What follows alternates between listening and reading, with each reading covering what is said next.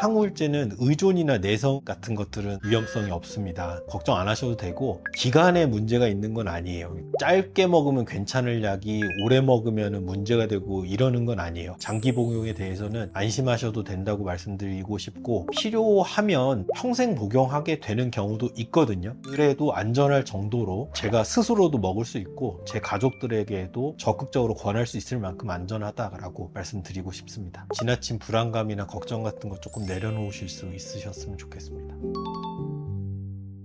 정신과 약 중에서 살이 찌는 약들이 있습니다. 그건 사실이에요. 사실인데 일부 항우울제도 약하게 그런 부작용들이 있는 경우가 있어요. 있는데 항우울제는 살이 찌는 부작용이 사실은 심하지는 않습니다. 오히려 환청이나 망상 뭐 이런 것들 조절해주는 항정신병 약물이라든지 이런 계통은 대부분 드시면은 입맛이 상당히 많이 당겨요. 분명히 평소보다 식사량이 늘어나고 돌아서면 또 배고프고 맛있고 막 그렇거든요. 그러다 보니까 이제 장기간 약을 복용하게 될 때 체중이 조금씩 늘어나는 이런 것들을 경험하실 수 있고, 항우울제는 대부분 체중에 대한 영향은 있더라도 미미하다고 좀 말씀드리고 싶고, 어떤 항우울제는 오히려 식욕을 좀 눌러주는 항우울제도 있어요. 폭식을 한다든지 폭식 이후에 구토가 이어진다든지 뭐 이런 분들한테 쓰기도 하고, 또는 요즘에는 뭐 가정의학과나 이런 곳에서 다이어트 용도로도 사용할 정도로 안전한 그런 항우울제거든요. 그런 게 이제 문제가 된다라고 할 때는 주치의 선생님하고 상의하셔가지고 식욕을 조금 더 눌러줄 수 있는 그런 항우울제로 변경하는 방법도 고려해 볼 수 있습니다.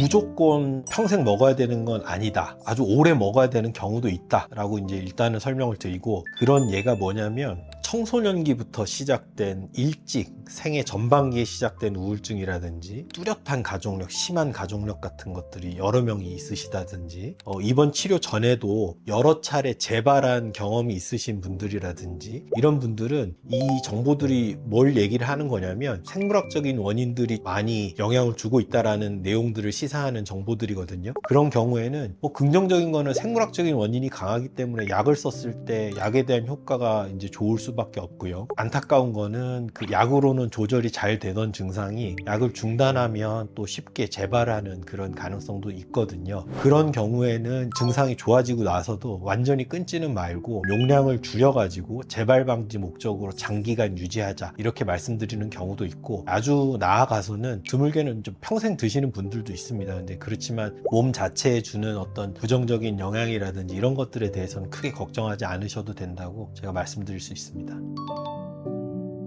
부분적으로는 사실이고요. 정신과에서 이제 효과적인 약물이면서 흔하게 쓰이는 약물 중에 하나인 프로작이라는 약이 있습니다. 항우울제. 요거를 찾아봤더니 시판이 1988년부터 시작이 되었더라고요. 거의 한 40년 가까이 된 거거든요. 근데 그보다 더 오래된 약도 있지만 그런 약들은 최근에는 더 좋은 약들이 많아서 쓰이지 않는 약들이 많이 있고, 여전히 활발하게 쓰이고 있는 약 중에서 프로작 같은 약들이 이제 오래된 약인데, 제 생각에 한 40년 정도면은 충분한 기간에 해당된다고 생각하거든요. 그 기간 동안의 데이터는 충분히 쌓인 약들이 있고, 또 비교적 최근에 나온 약들은 당연히 이제 그런 데이터가 좀 모자랄 수는 있습니다. 장기적인 데이터가 모자랄 수는 있지만 항우울제만의 문제는 아닌 것 같아요. 대부분의 약들이 뭐 여러 가지 뭐 암 관련된 신약들도 그럴 것이고, 희귀병에 대한 치료제들도 그럴 것이고, 우리 다 같이 경험했지만 코로나 시기에 나왔던 백신이라든지 그 치료제들도 사실은 그 짧은 시기에 만들어지고 개발되었고 충분한 데이터가 없었지만 활발히 쓰인 게 사실이잖아요. 그렇게 생각을 좀 해보자면 충분한 데이터가 쌓인 약들만 쓸 수 있다라고 생각하게 되면은 비단 정신과적인 영역뿐만이 아니라 여러 가지 의학적인 영역에서도 쓸 수 있는 약들이 굉장히 제한될 수밖에 없을 것 같아요.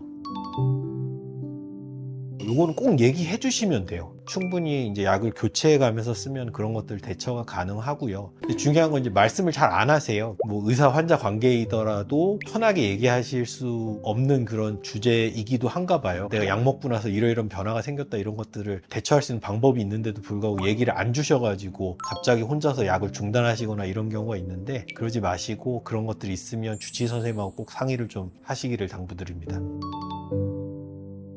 항울제로 인한 부작용들이 대부분은 일시적이고 가벼운 것들이 많습니다. 그러니까 예를 들자면 항울제를 안 드시던 분들이 드시기 시작했을 때 초반에는 메스껍고 울렁거리는 느낌, 이런 것들은 많이 얘기하시거든요. 대부분 정신과 선생님들이 처방하실 때 아주 저용량으로 시작하고 어떤 경우는 예방적으로 소화제 같은 것도 같이 병행해서 좀 처방해 드리고 이런 식으로 대처를 하고 있고요. 복용해서 며칠 이내에 좀 나타나다가 대부분은 이제 누그러져서 없어지는 경우가 많고요. 물론 이제 지속되는 경우도 있지만 그럴 때는 약을 좀 이제 교체하면 또 해결할 수 있는 부분들이고, 그 외에 여러 가지 부작용이 있다라고 하더라도 그거는 약을 감량하거나 중단하면은 이제 사라지는 부작용이고요. 영구적으로 내 몸에 영향을 준다, 이건 사실이 아닙니다.